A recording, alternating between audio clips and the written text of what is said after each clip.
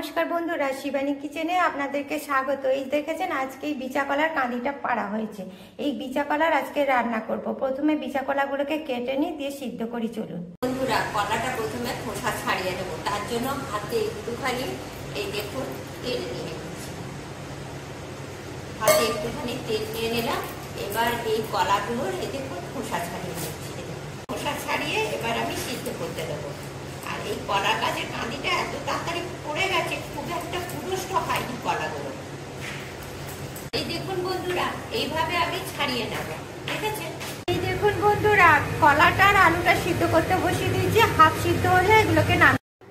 এই দেখুন বন্ধুরা, বিচা কলার বীজটা ছাড়ানোই হচ্ছে সব থেকে কঠিন ব্যাপার। এই জন্য প্রথমে এই দেখুন এইভাবে কেটে নিলাম। দেখেছেন, এইভাবে এই দেখুন কেটে নিলাম। কেটে নিয়ে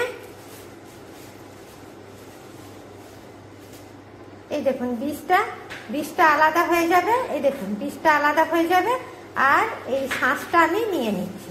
দেখেছেন, এইভাবে প্রত্যেকটা বিচা কলাকে আমি প্রথমে ছাড়িয়ে নেব, তারপর রান্না করব। এই দেখুন বন্ধুরা, বিচা কলাগুলো ছাড়ানো হয়ে গেছে। এবার এই দেখুন তেল গরম হয়ে গেছে। এবার একটুখানি সামান্য এই দেখুন চিনি দিয়ে দিলাম। একটু গোটা জিরা দিয়ে দিলাম। একটা তেজপাতা কেটে দিয়ে দিলাম। পেঁয়াজ, রসুন আর কাঁচা লঙ্কা কুচিয়ে রেখেছি। এবার আমি প্রথমে ভেজে নেব। এবার এর মধ্যে জিরে গুঁড়ো, হলুদ আর লবণ করে দিয়ে দিলাম। এবার মশলাগুলো কষা হওয়ার জন্য সামান্য একটুখানি জল দিয়ে দিলাম। এই দেখুন বন্ধুরা, মশলাটা কষা হয়ে গেছে। এবার আমার এই যে ছাড়ানো কলাগুলো দিয়ে দিচ্ছে। কলার আলু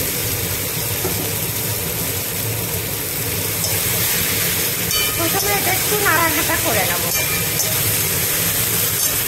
বন্ধুরা, বিচা কলাটা কষা হয়ে গেছে।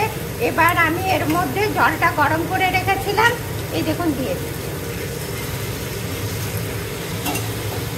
দেখুন বন্ধুরা, আমার বিচা কলার তরকারিটা হয়ে গেছে। গাওয়া ঘি দিয়ে নামিয়ে নিচ্ছে। দেখুন, এটা গাওয়া ঘি না দিলে এর সেন্টটাও ভালো আসে না, খেতেও ভালো লাগে না। ওই জন্য নামানোর সময় একটু গাওয়া ঘি দিয়ে দিলাম। এবার এটাকে আমি নামিয়ে নিচ্ছি। আপনারাও ঠিক এইভাবে বিচা কলার তরকারি করবেন, দেখবেন দারুণ খেতে লাগছে। আর আমার এই রেসিপিটা আপনাদের যদি ভালো লাগে তবে লাইক করবেন, কমেন্ট করবেন, শেয়ার করবেন। Thank you.